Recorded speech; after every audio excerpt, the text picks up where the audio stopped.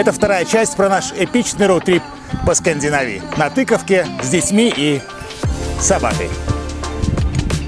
Большой собакой. В первой серии мы закончили на том, как проехали Лофотенские острова до самого последнего населенного пункта. Позади у нас было почти 2 недели и 3500 километров. А это была только половина. Дальнейший наш план был в том, чтобы добраться до самой южной точки Норвегии, по дороге проезжая и заезжая в разные бомбические локации. Но это же Норвегия, как тут по-другому? В общем, был 17-й день путешествия, и теперь перед нами лежала вся Норвегия.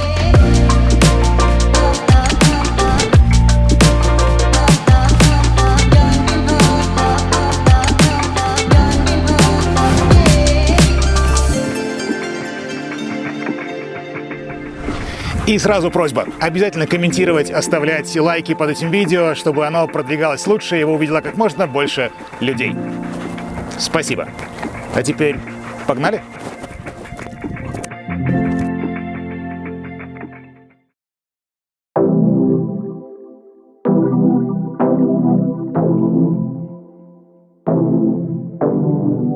Ехали, пока все спят.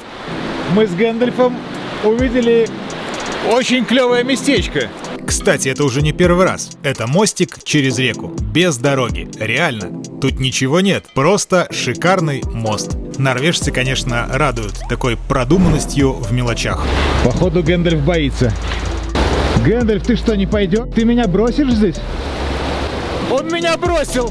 Может быть, он знает больше, чем я? А нет, идет. Молодец, молодец!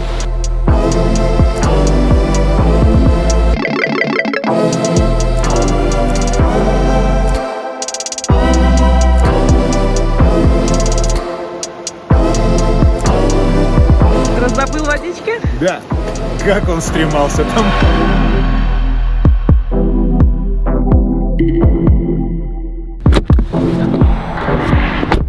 Мы снова добрались до полярного круга. Тут на трассе есть большая стоянка, вот с таким центром. И здесь точка, где пересекаем полярный круг. Вот. Тут несколько таких глобусов стоит. Вот они, это тоже глобусы такие. Это есть линия, где проходит полярный круг. Я сейчас стою прямо на нем.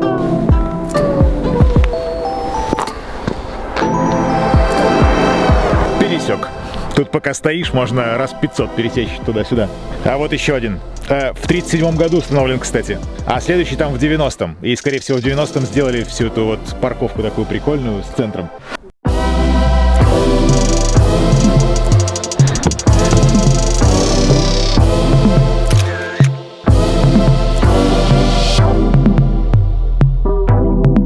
Ты нашел своего родственника? Ага. Я ем сердце. Мы сейчас вот здесь.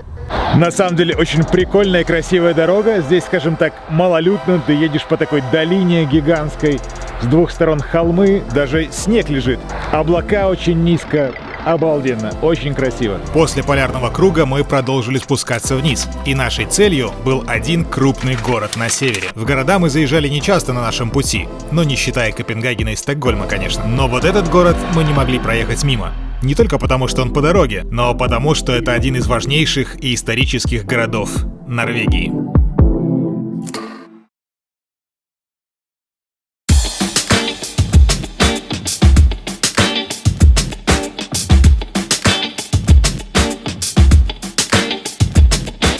Итак, мы добрались до Тронхейма. Это большой город на севере. Третий по величине в Норвегии, между прочим. От него 500 километров до полярного круга и примерно 500 километров до Осло. А сам город, можно сказать, это первая столица Норвегии. Его еще в 995 году основал такой парень, Олаф I Трюгвасон.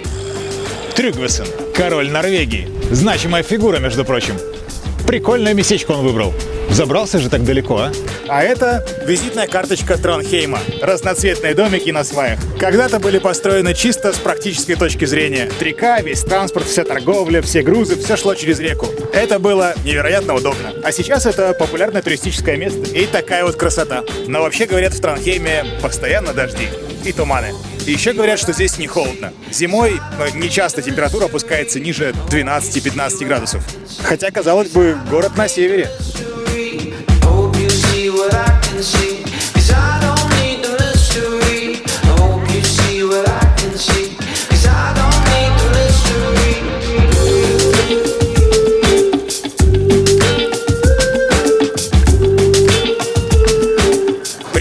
Вообще, это классный пример того, как обычные здания, ни на что не претендующие поначалу, построенные чисто с практической точки зрения, становятся таким символом, историческим местом, исторической ценностью.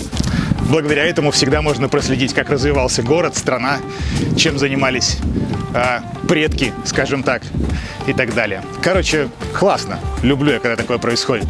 Здорово. Кстати, конструктивные особенности домов до сих пор используют. По назначению. Очень удобно, мне кажется. Надо было такую штуку предусмотреть в нашем Барнхаусе. Пойдем посмотрим, что здесь есть еще. А еще есть мост, которому больше 300 лет, и крутейший собор. Самый значимый собор Норвегии, между прочим. Собор 13 века в Тронхейме. Если я правильно произношу, называется Нидоросский собор. В нем, ни много ни мало, короновали королей Норвегии. Он прекрасен. И мне кажется, мы успеваем зайти внутрь.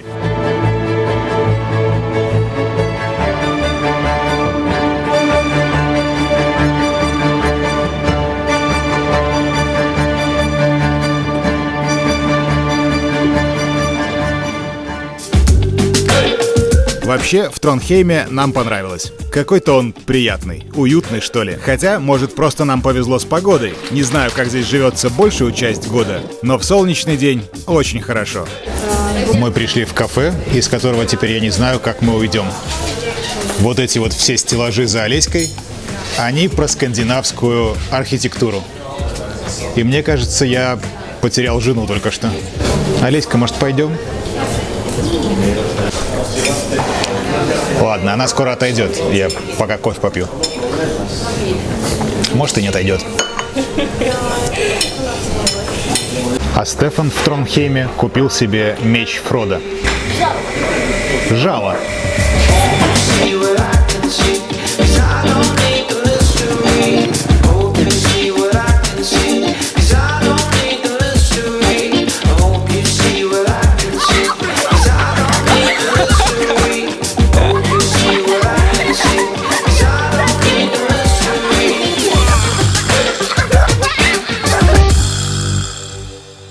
После Тронхейма мы отправились в место, которое уже давно было отмечено в моих планах. Вы же помните, как мы любим дороги. А это считается самой красивой дорогой Норвегии. Atlantic Road. Это роскошный участок дороги, всего 8 с небольшим километров, который пролегает по самому краю океана, по маленьким островкам, соединенным 7 мостами, и имеет титул «Строение века Норвегии» 2005 года. После Лофотен я думал, круче уже не будет. Но нет, норвежцы продолжают удивлять.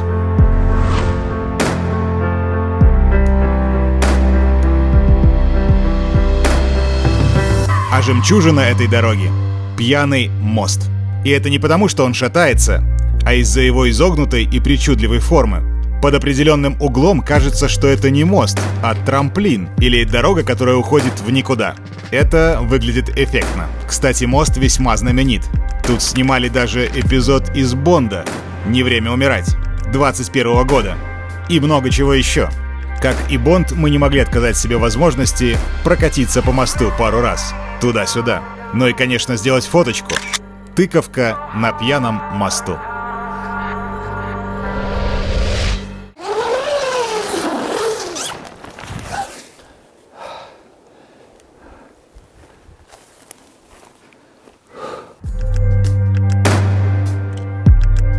Рассвет. Рассвет — это всегда прекрасно. Вчера мы приехали поздновато, хотя мы успели на закат.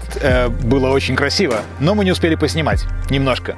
Зато с тех пор произошло несколько важных событий. Во-первых, мы заночевали прямо здесь, недалеко возле пьяного моста, на каком-то холме. Во-вторых, этой ночью случилось то, чего мы очень долго ждали в этой поездке. Да, именно оно. Северное сияние.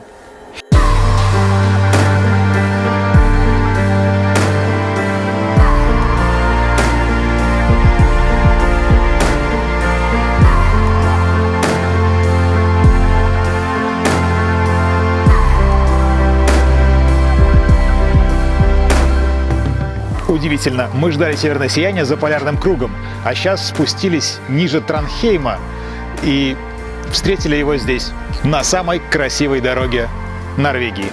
А третье, что произошло, это рассвет.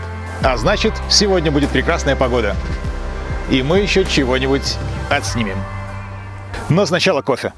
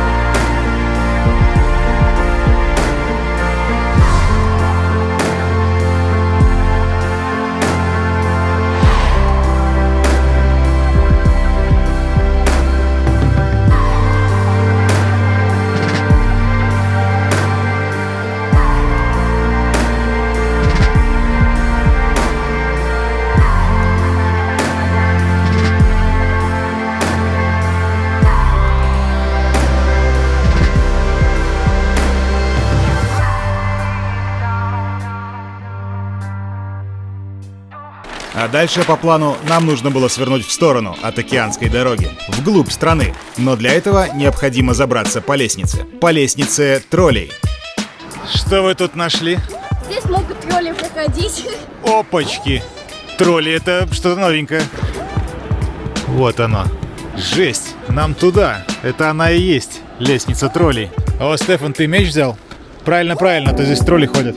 Добрались до лестницы тролля, а стекло в машине грязное, и воды нет. Это плохо. О! Река! Ха-ха! Вот она, водичка для омывателя. Шикарно! Итак, лестница троллей. Это один из самых знаменитых серпантинов Норвегии. Протяженность 6 километров, 11 крутых поворотов, резкие подъемы и узкая ширина дороги. Особенно, когда навстречу едут туристические автобусы. Это весело, но очень красиво. Прям духозахватывающе, я бы сказал.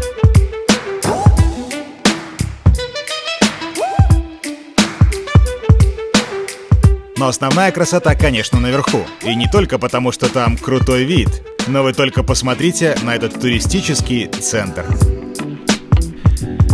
И снова про туалеты. Это вид. Водичка журчит. Очень приятно.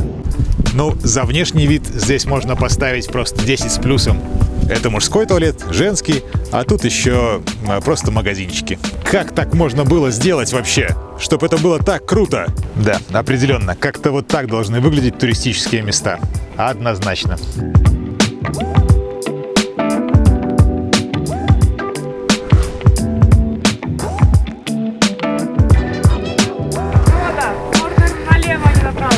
Фродо, ты куда? Где кольцо? Я забыл его в Ривенделе.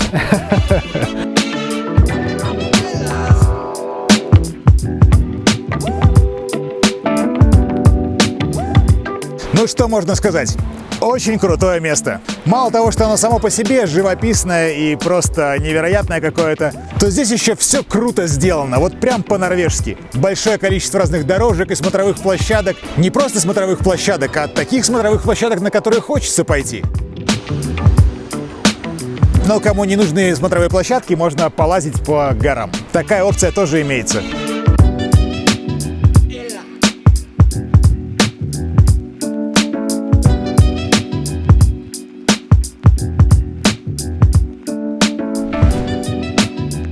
Бомбически просто. Просто бомбически. Шикарное место. А покажите, где здесь в Норвегии не шикарные места. Даже туалеты шикарные. Едем дальше, на юг, где еще много всего прекрасного. Но сама дорога в Норвегии, как мы и говорили раньше, это отдельный вид наслаждения.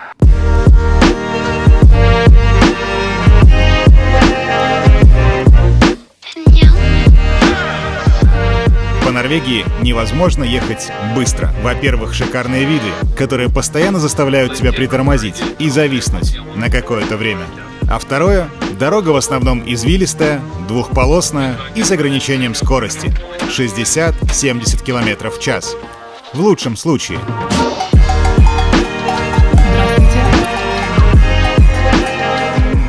Вот это вот как бы немножко стремновато. Он реально не соберется.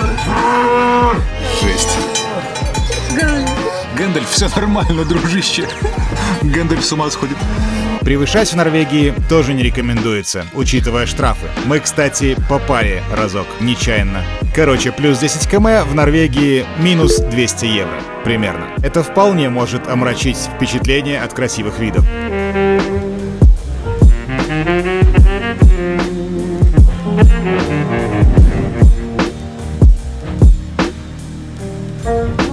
Вот за что я люблю это путешествие в Норвегии. Едешь себе просто из точки А в точку Б, и тут бац, вот такой вот вид. Это не какое-то туристическое место, это просто вид с дороги. Тут мы ехали и... Надо кофе сделать.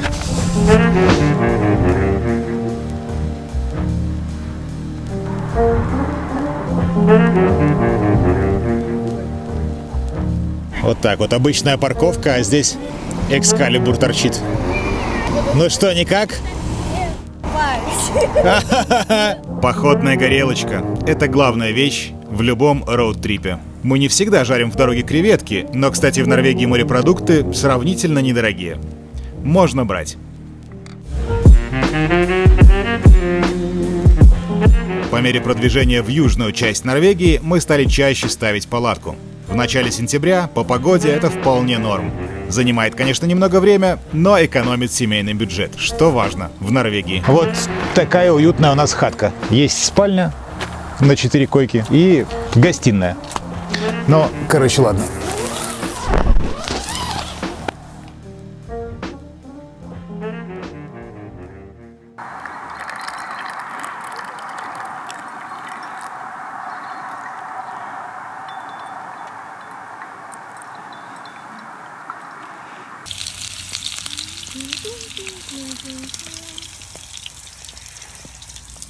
Эй, белый. Я их загоняю. Гэндальф сделал Стефана, походу. Забрал 2. Ну, нормально. Выгуливаются оба. И сынок, и псынок. Забирай, Как и правил. забирай.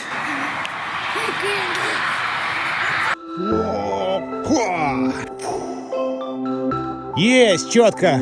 Утром на 22-й день путешествия мы оказались в интересной локации. Ставкирка в Боргунде. Собственно говоря, вот она. И это то место, которое я много-много раз рассматривал на различных фотографиях и видео. Дело в том, что это одна из самых древних деревянных церквей в мире. Таких остались единицы. Ей почти 900 лет. Прикиньте, 9 веков. И она сохранилась практически в том виде, в котором была с самого начала. Таких ставкирок в Норвегии было очень много, там около 1500, но сейчас осталось всего-то пару десятков, и это самая-самая древняя. И она была построена еще в те времена, когда вот был такой переходный период от язычества к христианству, и поэтому в ней намешано очень много всего, разных стилей, и даже сделана она из священного для Скандинавии дерева. Ясень. 900 лет стоит из ясеня. И еще один важный факт. Это самый настоящий каркасный дом, которому 900 лет. Кто там говорил, что каркасная технология не долговечная? Вот, кстати, он тоже черный, как и еще один каркасник, который я знаю.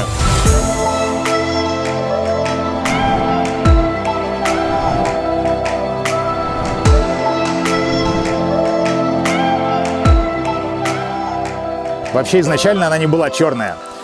Примерно в середине 20 века ее покрыли таким каким-то раствором, который законсервировал ее, чтобы сохранить еще на пару веков, как минимум. И после этого она почернела. Но на самом деле она была посветлее. Ну и, конечно, мы пойдем внутрь. Для этого нужно купить билетик. Вот такой. Это делается вот так. Ну, пойдем внутрь.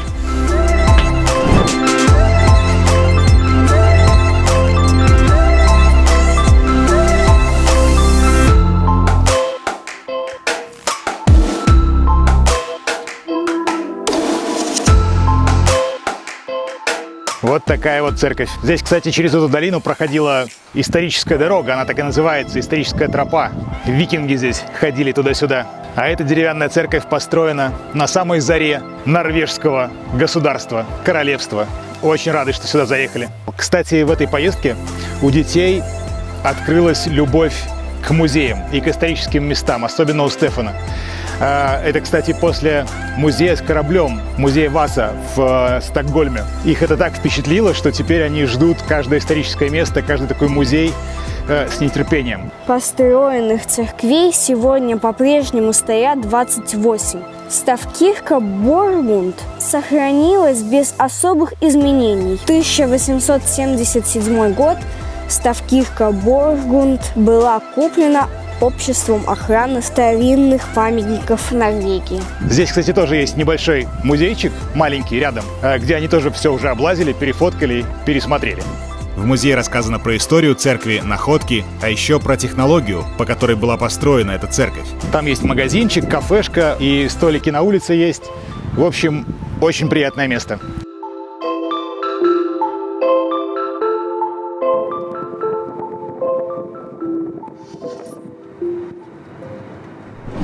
А совсем рядом со Ставкиркой, прямо по дороге, расположена еще одна важная штука в Норвегии. Это туннель. До конца нашего путешествия еще достаточно далеко. Мы еще высоко в Норвегии. Но на сегодняшний момент мы подсчитали, что проехали по туннелям 111 раз.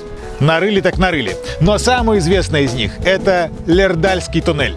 И известен он не только в Норвегии, но во всем мире, потому что это самый длинный автомобильный туннель в мире – 24,5 километра. Он ведет вот за ту гору. Нам как раз туда. 24,5 километра. Я чувствую, буду очень рад видеть дневной свет после этого. Хотя, говорят, там даже очень красивенько. Там какая-то подсветка есть специальная, чтобы не так грустно было ехать 20 минут в туннеле. Находится этот мировой рекордсмен по длине на трассе Е16, которая соединяет Осло и Берген. Открыли его в 2000 году, и он очень сильно упростил дорожное сообщение с востока на запад и обратно. А в остальном это обычный двухполосный туннель. Отличают его, кроме длины, 3 большие зоны по дороге, похожие на огромные пещеры с подсветкой, как в метро Стокгольма. Есть что-то схожее. Они практически одинаковы, расположены на одинаковом расстоянии, но очень разбавляют однообразную туннельную атмосферу. Кстати, сейчас в Норвегии строится еще один рекордсмен, который будет еще длиннее, и при этом это будет самый глубокий подводный туннель. Короче, придется ехать еще раз. А пока можем сказать, что мы были в самом длинном автомобильном туннеле на Земле. И что у нас там получилось по времени? Очень интересное время. Так, 1 секунда и 21 минута. 21 минуту ехали. Мы только что проехали пещеры Мории. Просто на вылет. Но Гэндальф остался с нами. Но Гэндальф остался с нами. Все нормально. Байок заснул. Барлок спал сегодня. Как понимаете, мы немножко тут загнаны по «Властелину колец». Пересматриваем каждые полгода. Иногда чаще. Кстати, надо пересмотреть «Звезды». О, не-не-не, все.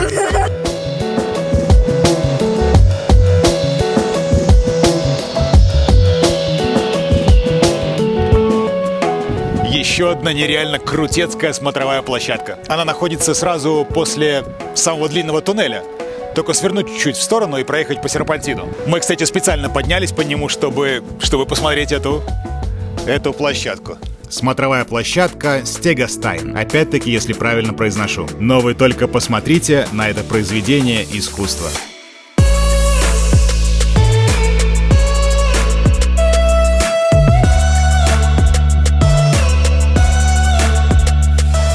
Эффект такой, как будто эта дорога, она просто вот закругляется и уходит в пропасть. Вообще так оно и есть на самом деле. От свободного полета вас там отделяет только стекло, на которое буквально можно лечь для полноты захватывающих ощущений. Но вообще не так страшно на самом деле, но эффектно.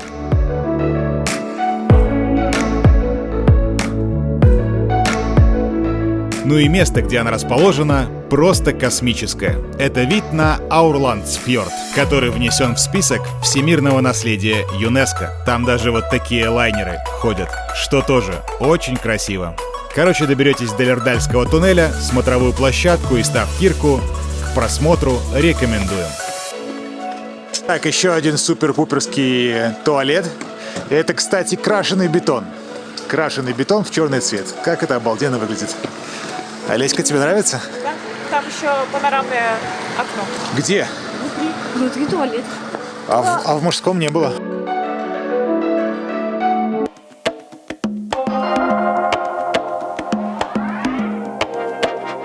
Жилье номер 859. Не помню, какое точно, но это одно из самых дорогих, где мы останавливались на одну ночь. Ну, просто в этот раз особо вариантов не было. И такое, кстати, происходит, когда едешь без особого плана, то есть ночуешь как получится. Нам оно обошлось примерно в 25 евро с человека. Ну и с собаки столько же. Хотя вообще дороже, чем 15-17 евро с человека за ночь мы в домиках нигде не платили.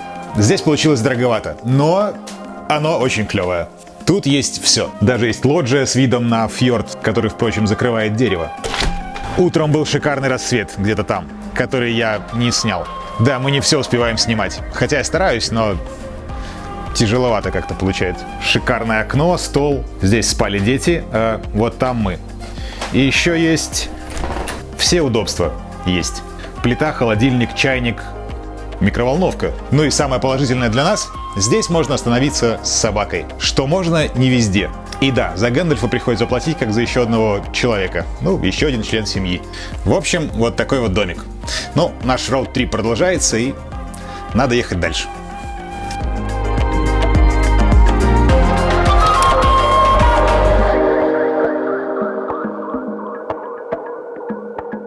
Опа, смотри, что это здесь происходит.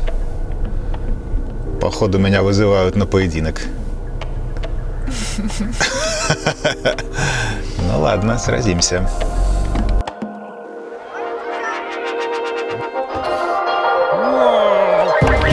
Погнали!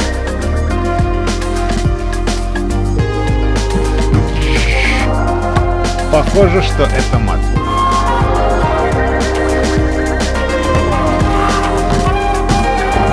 Мы лишились королев.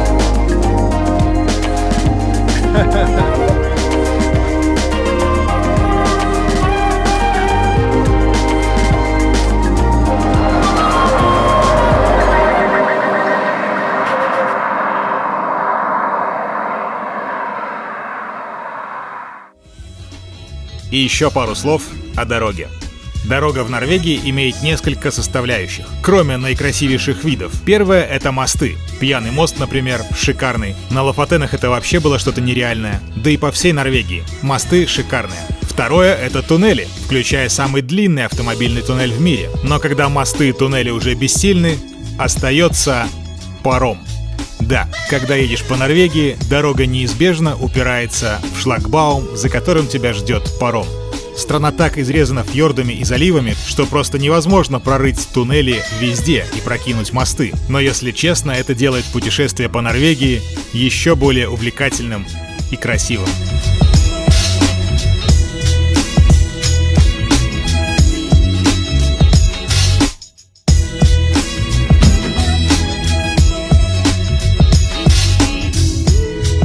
Паромщики тут всегда со всеми удобствами. Вот такие вот места с большими окнами, чтобы смотреть на красивые фьорды. Всегда есть какой-нибудь магазинчик или кафешка, попить кофе и так далее.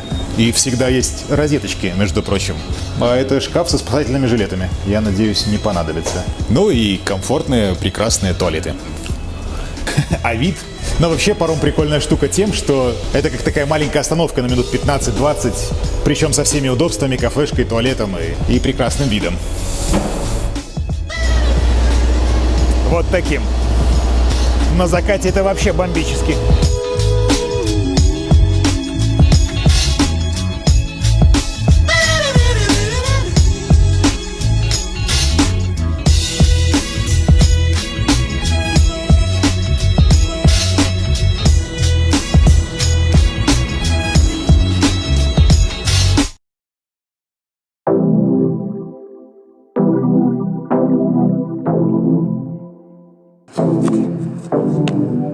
Вот такое место для кемпинга. Там можно вот оплатить ночевочку, если вы хотите. А вот дети напали на клумбу, потому что, знаете, что они едят? Землянику. Земляничка. Реальная земляничка. Кстати, в Норвегии огромное количество кемпингов. Больших, маленьких, просто каких-то мест, где можно поставить палатку. Это все, конечно, очень удобно. И следующая наша остановка тоже была в кемпинге. Недалеко от Ставангера. Это крупный город на юго-западе Норвегии. И здесь мы остались на какое-то время, в ожидании хорошей погоды, так как по плану у нас был хайкинг к одному очень крутому месту. И нам не хотелось, чтобы дождь и ветер испортили эту прогулку. Это, кстати, тоже момент, который нужно учитывать в Норвегии. Погода меняется часто. Мы даже из палатки переселились в домик на пару дней. Но время зря не теряли. Я там что-то смонтировал за это время, дети освоили скейтборд.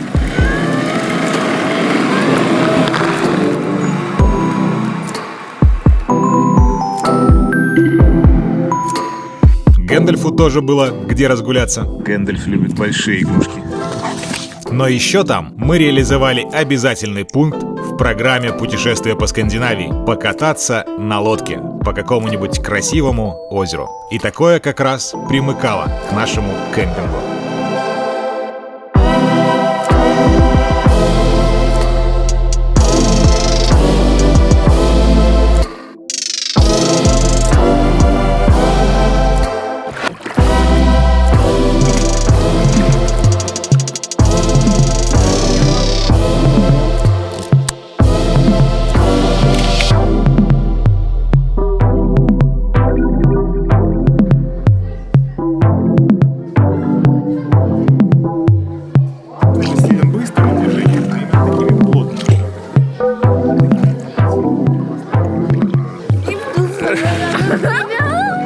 Ребята, мы должны добраться до берега сегодня. Пожалуйста. Доберемся. Ребята, мне кажется, что мы вращаемся по кругу. Вы как бы... Я вообще ничего не делаю.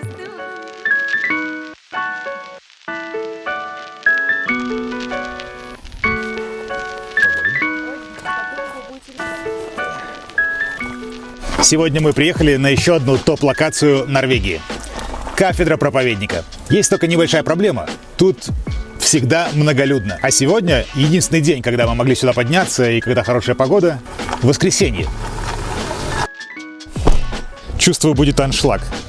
Может быть, даже пробки на подъеме. Ну что делать? Воскресенье так воскресенье. Вот оно, смотрите.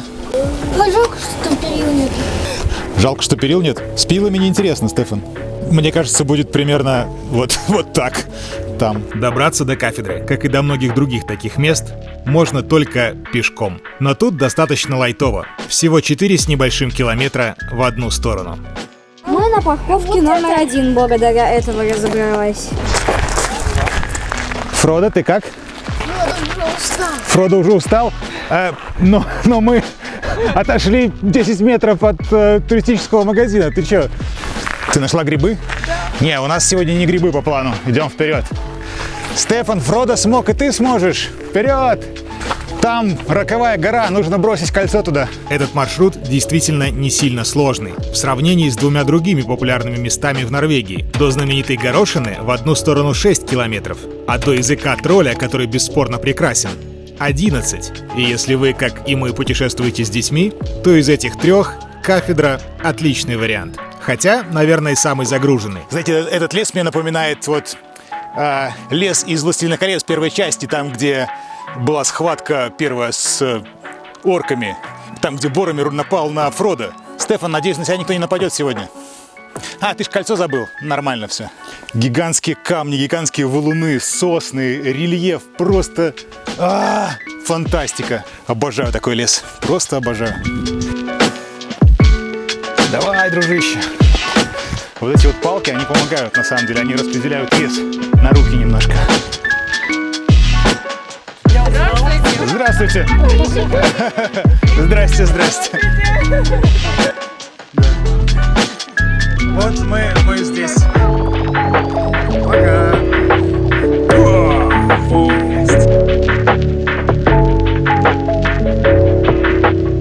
Этот маршрут, вот эти ступеньки, делали непальские шерпы. И в принципе в Норвегии очень много маршрутов, более 300. И те ступеньки, где мы на Лофотенах поднимались наверх, это тоже делали непальские шерпы. И это вообще очень прикольный норвежский такой подход. Брать самое лучшее, чтобы сделать в своей стране что-то достойное. Непальские шерпы реально шарят, как делать маршруты в горах. И это прикольно. В отличие от ступенек на Лофотенах, тут маршрут очень разнообразный.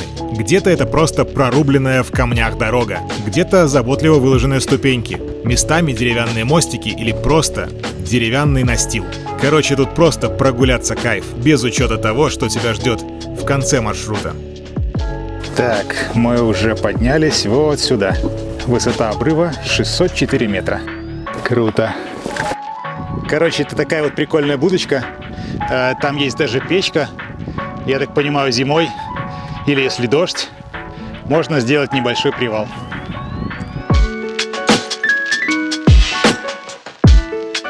Сколько там, Соня? 300? Нормально, 300 метров. Вообще. Парень, осталось 250 метров. Ушатали бойца. Хорошо, по-другому. Сынок, осталось 250 метров, и там будет еда, вкусные бургеры и пицца. О, подействовало. Слово пицца всегда на них действует как что-то магическое. Итак, не прошло и 3 часов, и мы дошли. Ну, собственно говоря, вот эта штуковина.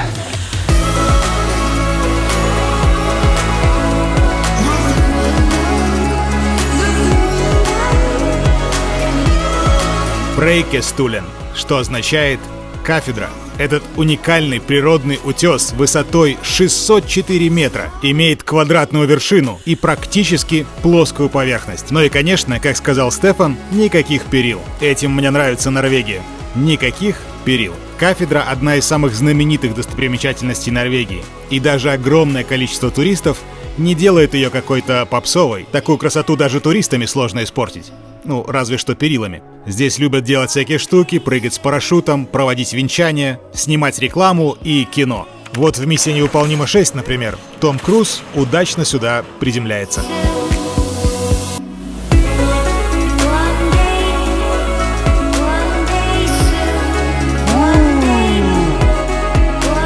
Это космос.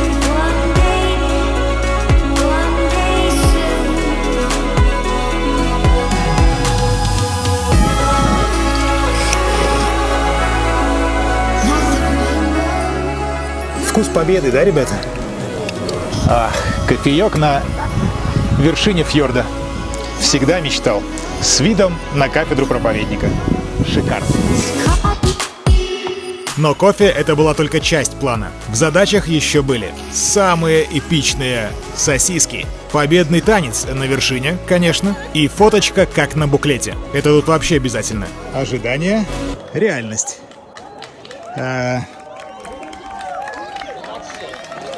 Вау! Только что кто-то сделал предложение. Мне кажется, она сказала «да». Прикольно. Только что было предложение.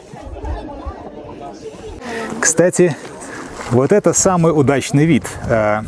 И обычно фотографируют вот как раз-таки с этой точки. Как видите, все остальные немножко отходят, чтобы дать возможность сделать фотографию, как будто бы ты здесь один. Да, ключевое слово «как будто бы».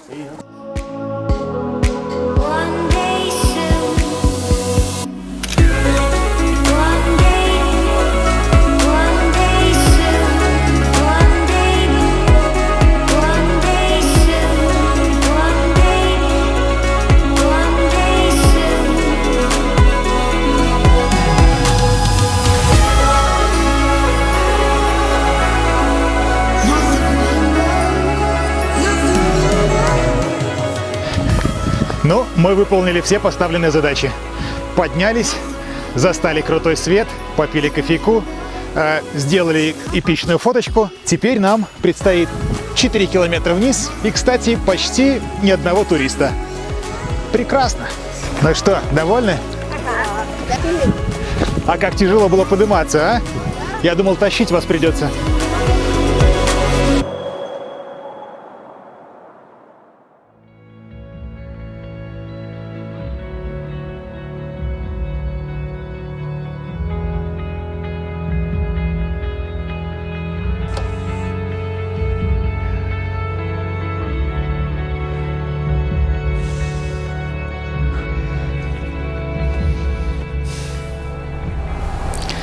Что ж, похоже, это наш последний домик в Норвегии.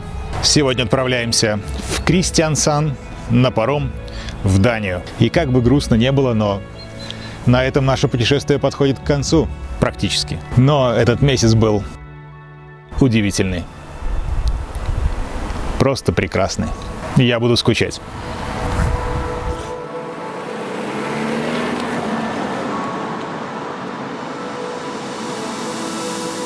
Для нас это путешествие стало особенным еще по одной причине.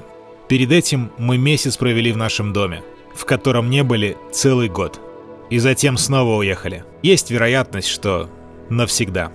А другого места у нас не было. Наши вещи хранились у друзей по квартирам от Варшавы до Штутгарта. Была полная неопределенность и неясность, что будет дальше. И именно в этот момент нашей жизни мы отправились в это путешествие. И каждый номер в отеле, домик или просто место для палатки и были нашим домом, местом, где мы жили в тот момент. Было ли это легко? Не будем врать, временами не очень. Но, возможно, это были одни из самых важных моментов в нашей жизни.